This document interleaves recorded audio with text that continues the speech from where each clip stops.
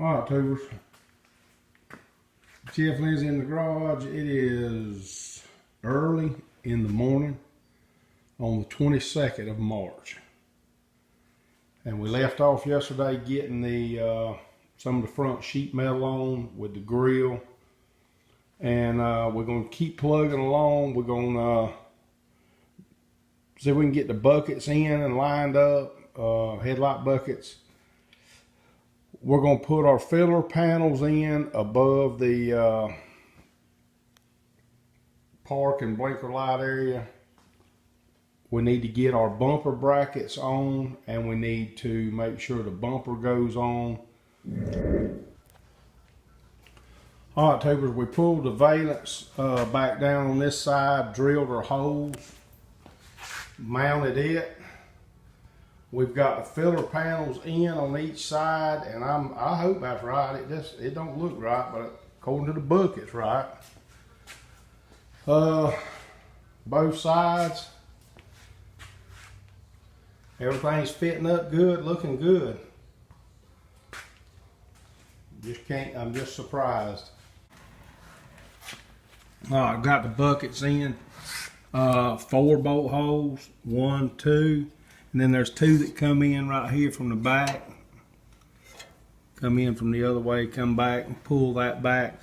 There's an adjustment here. Obviously, I mean, that's probably long gone. I think the other one's got the plug, and then the adjustment screw to adjust and line up the headlights or whatever it used to be.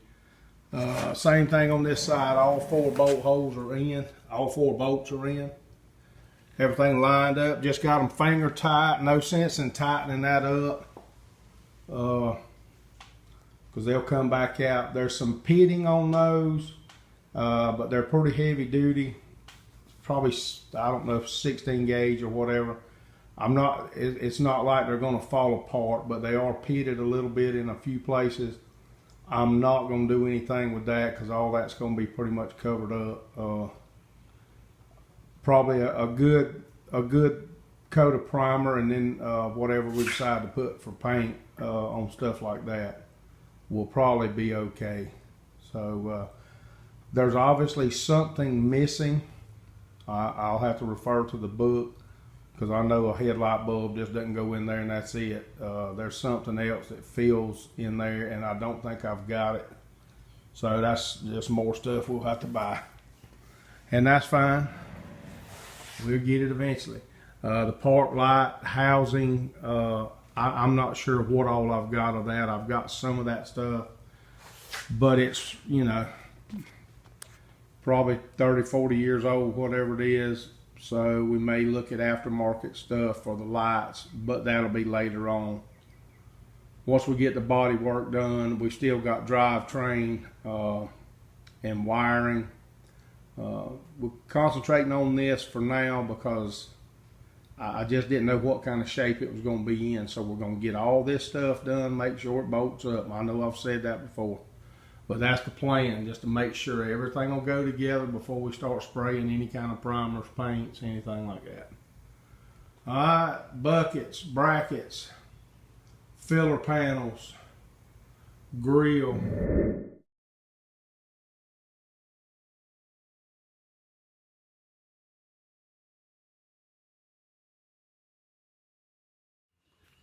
All right, tubers, Jeff Lindsay in the garage with you, April the 4th on Saturday morning. We left off with the buckets, the filler panels, the bumper brackets, that kind of thing on the last clip. And we're about as far as we're going to go with this for now till we get some stuff. We've got this little retaining ring, trim ring. Obviously, that cannot hold this light in. The bezels we are missing. The bezel. And it doesn't look like anything else holds that light in. So I'm hoping that the bezel is what's going to do that. Because this thing is extremely lightweight, flimsy. These little tabs, no way that holds that light in place by itself. So adjustment screws, horizontal and vertical. We'll have to order those later down the road. The buckets have the springs still attached to them, but I don't know what kind of shape they're in. Maybe they'll be good enough. It just looks like something's missing. I'm not sure, other than the bezel. I just don't see this holding that headlight in. But we'll figure it out as we go. But today we're going to jump off of the front end part and jump into the skirts. And I'm afraid that we're going to have a pretty rough day ahead of us trying to figure these out and get those to go on and fit and be able to take them on and off. Mr. Wendell, I watched a video way back. His method is to attach the skirt to the fender and then install all that at one time. We may end up having to do that. We're going to see how we progress like this for now.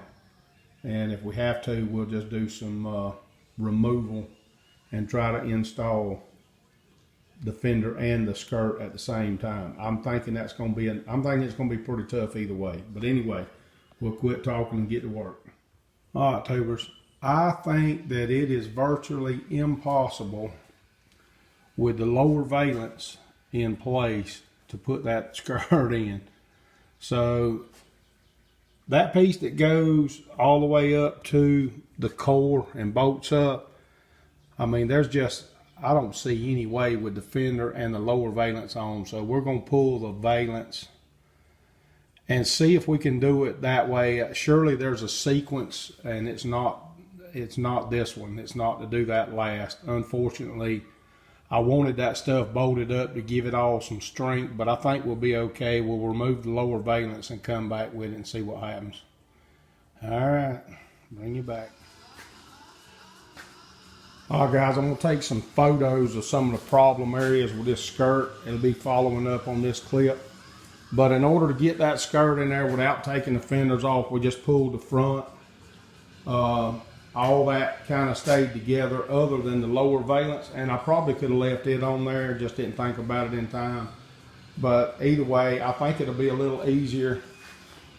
And this is probably more like the sequence that the car needed to go together, unless you put the skirts on the fenders to begin with, which I didn't do. But we're going to do all of our clearance seam, anything we have to do. Obviously, you'll see in some pictures, we're going to have to drill some holes. So we'll show you a shot of that and let you see what we're up to.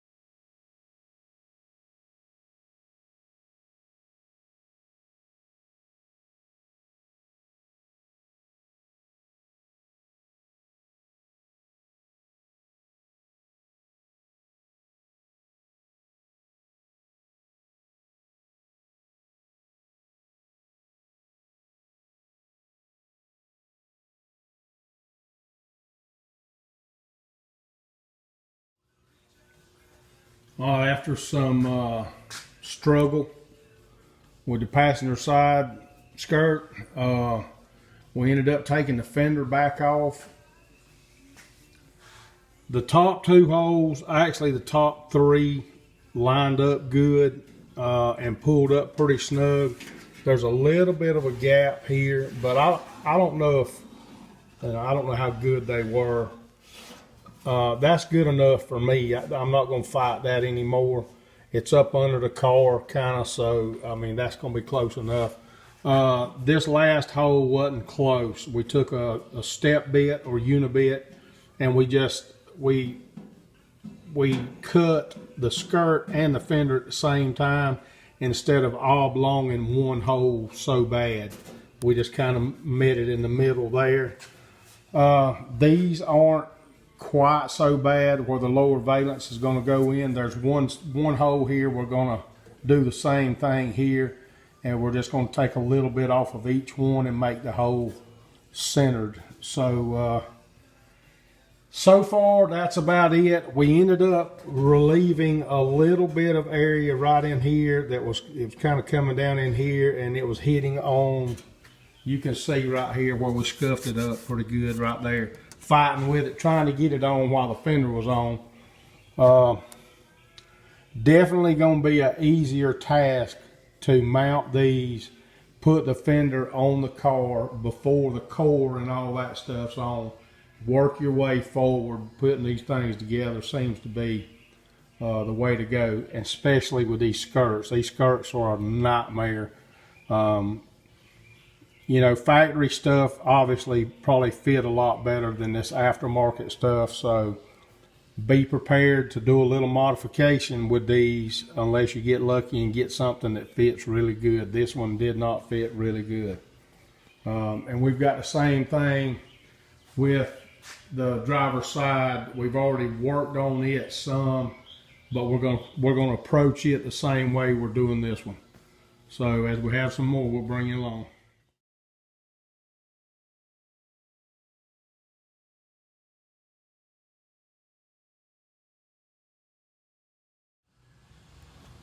All right, two was driver's side. We had already worked on this one time before. Remember where we slotted in a couple of spots to get this skirt to pull up tight against the fender. We've drilled this bottom one out that didn't have a hole here. We've got the holes lining up good for the lower valence. These three, we had to do a little bit of massaging in here, but not a lot. I think we've got it hopefully pretty good. We could have to come in here and clearance a little bit like we did on the other one. Just won't know till we sit it up there. So we're going to do that right quick and see how it acts. We'll bring you back.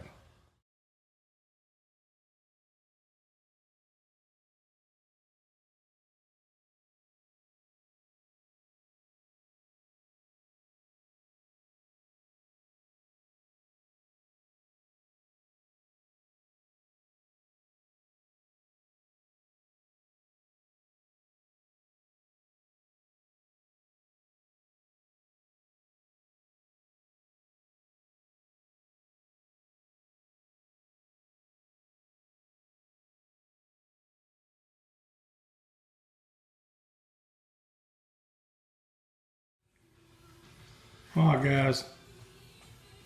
After we got our driver's side fender shim situation figured out and tweaked the fender, man, this thing just kind of falls right on like the passenger side now. I was so happy when I pulled this thing off and did that skirt and then put it back on a minute ago.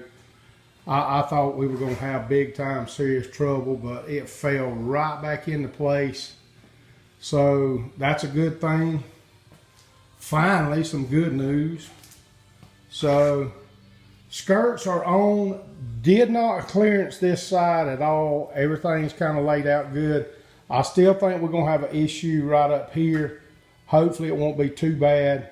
Holes lining up for the lower valence very well on both sides. It looks like we've got this somewhat figured out, hopefully. So we probably got plenty of time for a video, and this will be a good spot to leave off getting this accomplished. So I want to leave you with something that I hadn't done in quite a while, and that's thanking everybody for watching the videos. A lot of new subscribers since we got started back on the car. I appreciate each and every one of y'all. Stay home, stay safe if your job will allow. Mine will not. In the aerospace industry, we're working. Even though we've had massive layoffs, I've still got a job for now. My wife and I both. So we're going to continue to work till they send us home or tell us to stay home. But again, stay as safe as you can, and hopefully this mess will pass soon. And we'll leave it at that. All right, YouTube, we're going to do some more.